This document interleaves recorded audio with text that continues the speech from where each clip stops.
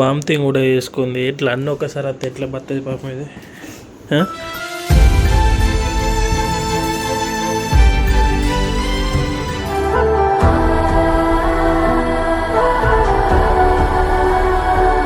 ఏమేమి డెలివరీ అయినా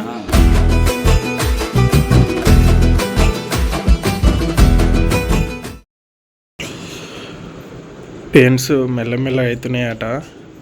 కానీ అట్నే ఉన్నాయా పెయిన్స్ లేకపోతే ఎట్లా? చక్కెర వస్తుందా? మరి ఒక్కడ ఊకోయే మరి ఎట్లా? టైం అయితే మార్నింగ్ 2 అవుతుంది. ఇప్పటి నుండి స్టార్ట్ అయినాయి. అందరు పడుకొని ఉన్నారు. మొత్తం బాడీ పార్ట్స్ అన్నీ వస్తున్నాయట. అది కాలు నొప్పో నడుము నొప్పో ఏ నొప్పో అర్థమవుతలేదట. అంటే అంత పెయిన్స్ ఉన్నాయట మొత్తం. పాపం నిజంగా ఎంతైనా ఘోషనే. ఇప్పటి నుండి స్టార్ట్ అయితే డెలివరీ అయ్యేదాకా పెయిన్స్ తీసుకుంటూనే ఉండాలా. మస్తు సఫర్ అవుతారు వీళ్ళు.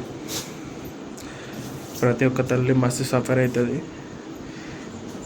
ఈ టైంలో నాకు ఏం చేయాలో కూడా అర్థమవుతలేదు. ఎక్సర్సైజ్ చేద్దామా? కాదే కొద్దిగా చేస్తే నీకు ఈజీ అయిపోతుంది. కొద్దిగా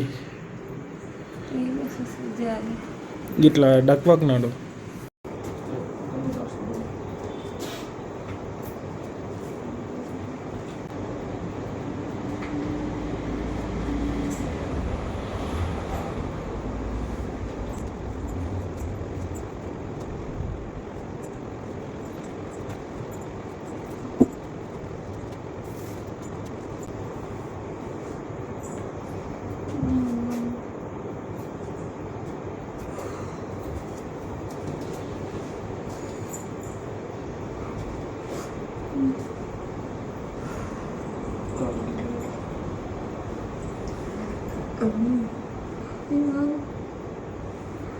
ఇప్పుడు నేను వచ్చి మస్తు రోజులు అవుతుంది. దాదాపు 15 days అవుతుంది. అప్పటి నుండి ప్రతిరోజు దాకా ఇట్నే ఎదురు చూసిన. ఎప్పుడు పెయిన్స్ వస్తాయి అని చెప్పి. చార్మినా ముంగడు ఇట్లుండడు, నేనేమో ఇట్లుండడు, పెయిన్స్ ఎప్పుడు వస్తాయి అని చెప్పి దాన్నే చూస్తాడు. కానీ ఈరోజు మెల్లమెల్లగా స్టార్ట్ అవుతున్నాయట. ఇంకా మొత్తం అయ్యేదాకా తెలియదు. ఎందుకంటే అప్పుడప్పుడు కూడా అట్లా వచ్చినాయిపోయినాయి. కానీ ఇలా కొద్దిగా ఎక్కువ సఫర్ అవుతుంది. లూజ్ మోషన్స్ కూడా అవుతున్నాయట. దేవుని దయ వల్ల ఏం కాకుండా మంచిగా నార్మల్ డెలివరీ కావాలా, ఏమి ఇబ్బంది కావద్దు. అండ్ ఇంకోటి ఏంటంటే చాలామంది 2-3 days, 1 week, 10 days దాకా హాస్పిటల్ ఉన్నోళ్ళు ఉన్నారు. ఎందుకంటే నార్మల్ డెలివరీ అవ్వడానికి, బేబీ బయటకు రావడానికి అంత టైం పట్టిందట. చాలామందికి అట్లా పడుతుంది. కానీ ఏ ఇబ్బంది లేకుండా జల్దీ నార్మల్ డెలివరీ కావాలని చెప్పి కోరుకుంటున్న దేవుణ్ణి. ఎందుకంటే మస్తు సఫర్ అవుతారు. ఏదో మనకే ఒక జ్వరం వచ్చి బాడీ పెయిన్స్ అయినాయంటే ఎంతో ఇబ్బంది అనిపిస్తుంది. గ్లూకోజ్లు అవి అనుకుంటా ఏదేదో ఎక్కించుకుంటాం బాడీ మంచి అవ్వడానికి. కానీ ఇప్పుడు వాళ్ళకి ఏమి ఇవ్వడానికి ఉండదు. వాళ్ళు పెయిన్లో కూడా ఇంకా పెయిన్స్ తీయాలి. మనం ఏదన్నా వచ్చిందంటే పెయిన్ పోవడానికి, ఒక చైన్ వచ్చిందంటే పెయిన్ పోవడానికి ఏదో ఒక గోల్ వేసుకుంటాం. తలని వచ్చిందంటే పెయిన్ పోవడానికి ఏదో ఒక గోల్ వేసుకుంటాం. కానీ వీళ్ళు డెలివరీ టైంలో ఏంటంటే వాళ్ళకి పెయిన్స్ వచ్చినా కూడా ఇంకా పెయిన్స్ తీయాలి. అలా పెయిన్స్ వేసి బేబీని బయటకు వచ్చేదాకా స్పృహ తప్పకుండా పెయిన్స్ తీస్తూ బేబీ వచ్చిన తర్వాత కూడా వాళ్ళు ఇంకా పెయిన్స్తోనే ఉంటారు. కుట్లని అవ్వని ఇవ్వని వాళ్ళకి అంతేగా. డెలివరీ టైం అయిందంటే ప్రెగ్నెంట్ అయినప్పటి నుండి డెలివరీ అయ్యేదాకా, డెలివరీ అయినాక తర్వాత కూడా కొన్ని 2 సంవత్సరాల దాకా వాళ్ళకి చాలా అంటే చాలా ఇబ్బంది ఉంటుంది ప్రతి ఒక్క ఆడపిల్లకు. ఇదంతా ఎందుకు చెప్తున్నా అంటే అర్థం చేసుకోవాలా. అర్థం చేసుకొని వాళ్ళ పక్కన ఉంటేనే వాళ్ళకి కొద్దిగా ధైర్యం ఉంటుంది. చాలామంది అత్తలు, మామలు, అలాగే భర్తలు కూడా దూరం చేస్తారు. అట్లా దూరం చేయకుండా వాళ్ళ పక్క నుండి వాళ్ళకి కొద్దిగా ధైర్యాన్ని ఇవ్వాలని చెప్పి నేను ఇట్లా చెప్తున్నానట్టు.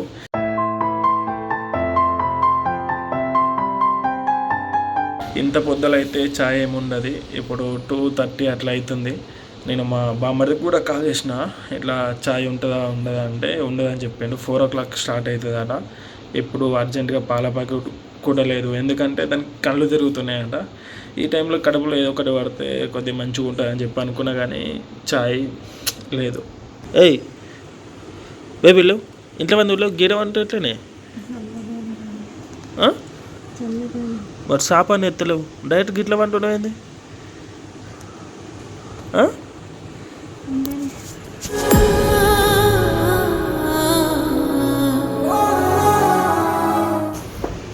పడుకుందామా ఇక్కడినిగా అని పందామా ఎట్లే సాపు ఎత్తలేవే ఇట్లా ఏం లేకుండా కింద వంట ఎట్లా చెప్పు. ఇప్పుడు ఏ టైంలో ఏం చేస్తుందో కూడా అర్థమవుతలేదు. ఏడవన్నీ చూడండి.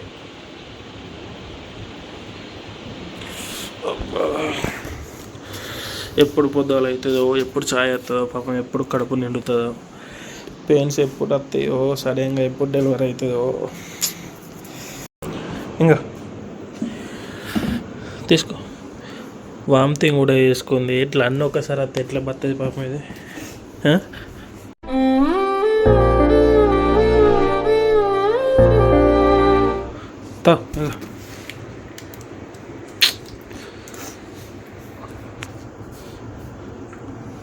అని పోయామా హాస్పిటల్ పోయామా? కళ్ళు తిరుగుతున్నాయి అంటున్నావు కదా, ఒకవేళ సడన్గా ఏమన్నా అయితే ఎట్లా? అక్కడ ఉంటే కంట్రోల్ చేయడానికి ఒకటి ఇంజక్షన్ గ్లూకోజ్ అని ఇట్లా ఇస్తారు. పోమా?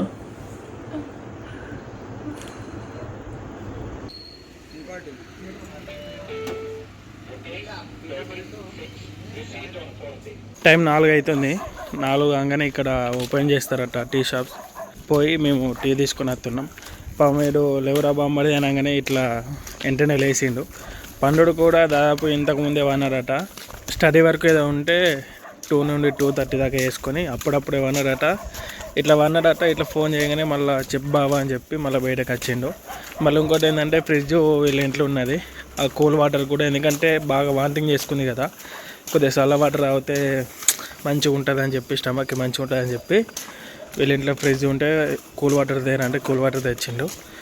మళ్ళీ పంట బాగా ఇట్లా చాయ్ కోతున్న అత్తవారంటే పదబావ అత్త అని చెప్పి మళ్ళీ నా ఏమైనా వచ్చిండు.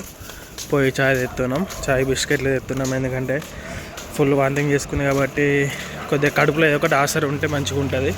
టిఫిన్ షాప్ ఏమో ఇంకా ఓపెన్ కాలేదు, టిఫిన్ కూడా తెద్దాం అనుకున్నా. టిఫిన్ తెస్తే ఇంకా ఇక డెలివరీ అయినా ఏం కాదు సడన్గా, అందుకే టిఫిన్ గురించి చూస్తే టిఫిన్ ఏమో లేదు. అట్లా ఒరగానే ఉండివే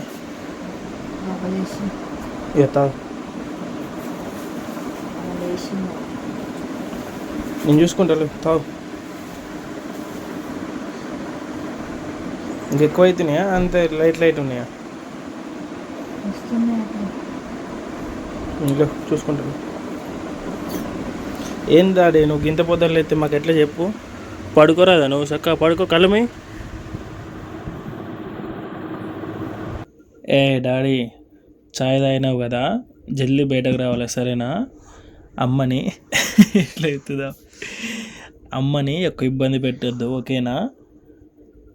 బయటకు వచ్చిన తర్వాత అయినా లోపల ఉన్నప్పుడైనా ఇబ్బంది ఎక్కువ పెట్టద్దు. అమ్మ బాగా సఫర్ అవుతుంది సరేనా? ఏమి ఇబ్బంది పెట్టకుండా జల్దీ పెయిన్స్ వచ్చి, అంటే ఒకటేసారి పెయిన్స్ వచ్చి జల్దీ డెలివరీగా సరేనా? ఇబ్బంది ఎక్కువ పెట్టకు నాన్న, మా డాడీ కదా, మా బుజ్జిలు కదా, మా బంగారం కదా, నువ్వేమి ఇబ్బంది పెట్టకుండా బయటకు రావాలి సరేనా?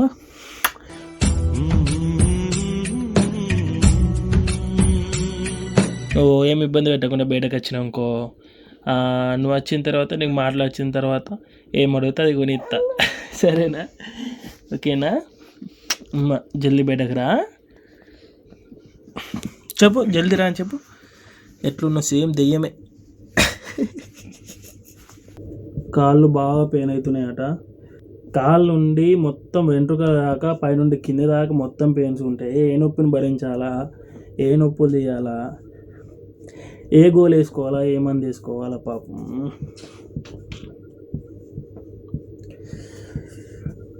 కానీ తప్పదు ఇక, ఇలా ఆడజన్మగా పుట్టినందుకు ఈ నొప్పులు, ఈ బాధలు, అంటే పిల్లల్ని కనేదాకా వాళ్ళకి తప్పాయి. మగ జన్మగా పుట్టినందుకు మాకు పిల్లల బరువు బాధ్యతలు, భార్య బరువు బాధ్యతలు, ఇంటి సమస్యలు అన్నీ మేము చూసుకోక మాకు తప్పది, గంతే ఉంటుంది. అందుకే భార్యని భర్త అర్థం చేసుకోవాలా, భర్తని భార్య అర్థం చేసుకోవాలా. అప్పుడే ఒక అండర్స్టాండింగ్ ఉండి మంచిగా ఉంటారు.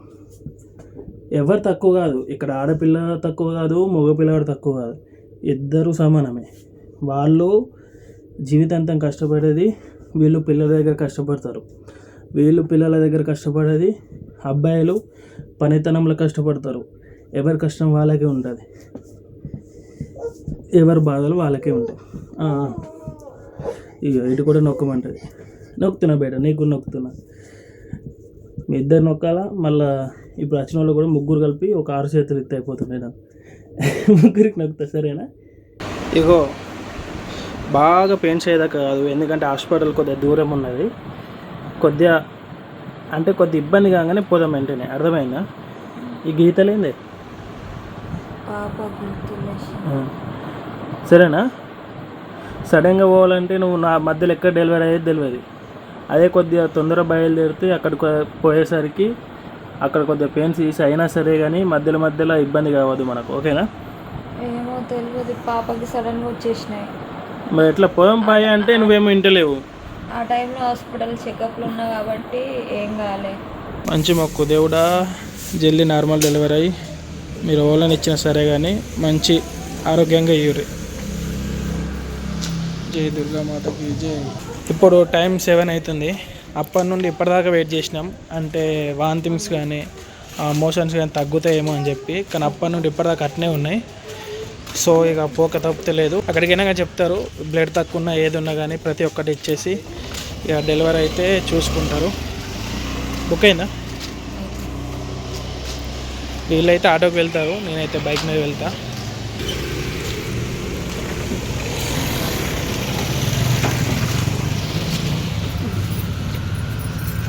మా మామయ్య వాళ్ళ బిడ్డ అంటే నా భార్య మంచిగా డెలివరీ కావాలని పోయి, వాళ్ళు క్రిస్టియన్ కాబట్టి చర్చ్ ముంగడ ప్రార్థన చేసుకొని వస్తున్నాను. మస్తు ప్రేమ చూసుకుంటాడు, చార్మీనైనా నన్నైనా అలాగే మా పాపనైనా కానీ చాలా అంటే చాలా ప్రేమ చూసుకుంటాడు.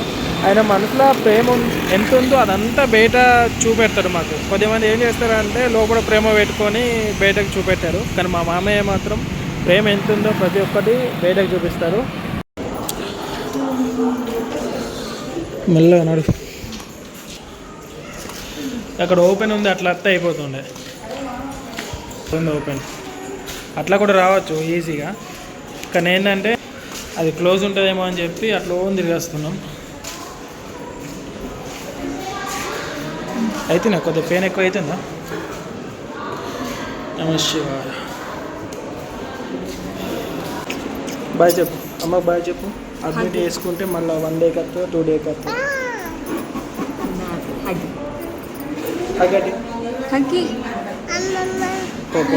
మందత్తారు మళ్ళీ పో. Bye baby, love you, tension పడకు.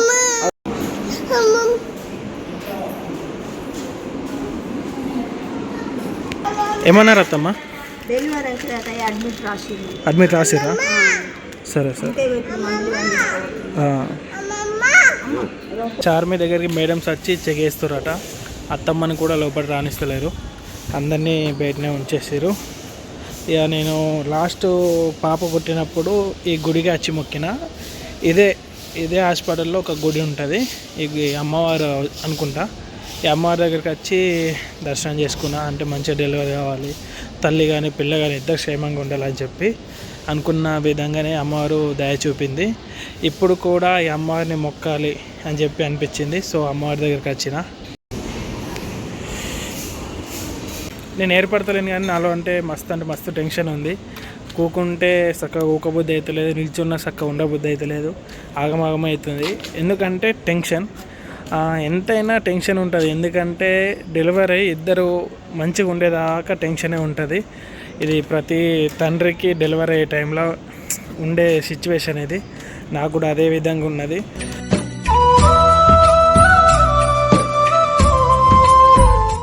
వాళ్ళిద్దరూ అంటే డెలివరీ ఇద్దరు మంచిగా ఉన్నారు అని చెప్పి తెలిసినప్పుడు ఒక ఫీలింగ్ అనేది ఉంటుంది అన్నట్టు. అప్పటిదాకా టెన్షనే ఉంటుంది.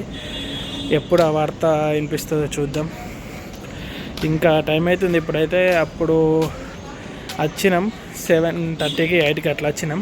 ఇప్పుడైతే 9 అవుతుంది. ఇంకా ఎంత టైం పడుతుందో తెలియదు. పాపకేమో నిద్ర వచ్చింది, ఇక తప్పలేదు. ఈ చెట్టు కింద ఇది పరిచి పండబెట్టినాం, ఎందుకంటే పిల్లల నిద్ర ఆపద్దు కదా. సో ఇలా పండబెట్టినాం అన్నమాట. పొద్దుగాల వచ్చినాం, టైం ఇప్పుడైతే 2 అవుతుంది. కానీ ఇంకా ఏం లేదు రెస్పాండ్ అయితే లోపల నుండి. నాకైతే మస్తు టెన్షన్ అవుతుంది. ఇంతసేపు అవుతుంది మార్నింగ్ నుండి ఇప్పటిదాకా. పాపం ఎంత తల్లాడిపోతుందో దేవుడా. ఎవరు పుట్టినా సరే కానీ మంచిగా నార్మల్ డెలివరీ అయ్యి ఏం కాకుండా ఉంటే జల్దీ డెలివరీ అయితే మంచిగా ఉంటుంది. కానీ ఆ పెయిన్స్తో భరించుకుంటా ఇంకా పెయిన్స్తోనే ఉంటే నాకు కూడా మంచి అనిపించేది. ఈ సస్పెన్స్ అనేది పెట్టకుండా ఎవరు పుట్టినా సరే కానీ తొందరగా డెలివరీ అయితే మంచిగా ఉంటుంది. ఏమైనా ఇంకేం చెప్తలేరు. ఆ లోపలికి ఏరంటే అటే ఉన్నారు, ఇంకేం చెప్తలేరు. ఏదో ఒకటి అమ్మాయి అబ్బాయి ఏదో ఒకటి చెప్తే కథ మన టెన్షన్ అనేది పోతుంది. టెన్షన్ అంటే ఒక ఆతృత కానీ ఏం చెప్తలేదు, ఏం అర్థమవుతలేదు. అందుకే సపడే కూర్చుంది. వాళ్ళు అటు వేరంటే అటే ఉన్నారు, ఇంకా అత్తలేరు దేవుడా. ఫోన్లు కొండవేరా? ఫోన్ కొండవేరా? ఏంటి ఫోన్ కొండవేరా? తీసుకోవాలేరా? ఫోన్ తీసుకోపోతేనేమో మంచిగానే ఉండి, కానీ ఫోన్ తీసుకోలేదు వాళ్ళు. ఇక నేను ఆలోచన సార్లాగా అడుగునా ఇరగొడతారు. అందుకే వచ్చి సపడే కూర్చుంది. ఇక్కడ ఏమేమి డెలివరీ అయినా ఎవరు ఒకటి తెలియదు. అదే తెలియదనే ఇట్లా సెకండ్కి వచ్చింది. ఫోన్ ఇస్తలేరు లోపల. ఫోన్ ఇస్తలేరా? వాళ్ళు కూడా బయటకు రాలేదు. వాడి దాన్ని పడుతుంది వచ్చింది.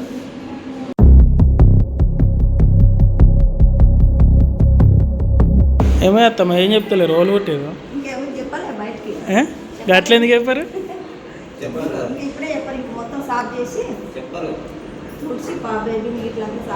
ముందు చెప్పకపోతే వాళ్ళు ఎక్స్చేంజ్ చేస్తే ఎట్లా? మళ్ళీ ఉన్నారు వాళ్ళన్న లోపల?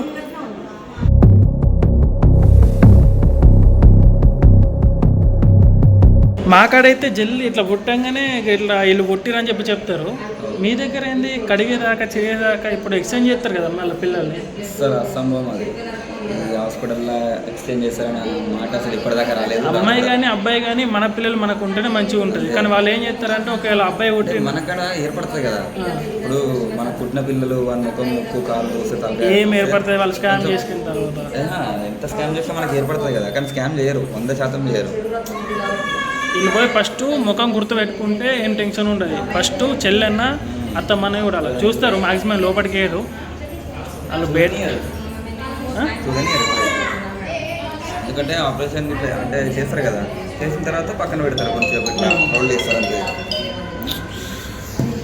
టెన్షన్ పెడతారు కదా బాబు. ఓలో ఒక్కళ్ళకి పుట్టిరని చెప్తే మంచిగా ఉంటుంది. ఇటు అత్తలేరు అటు పోతలేరు.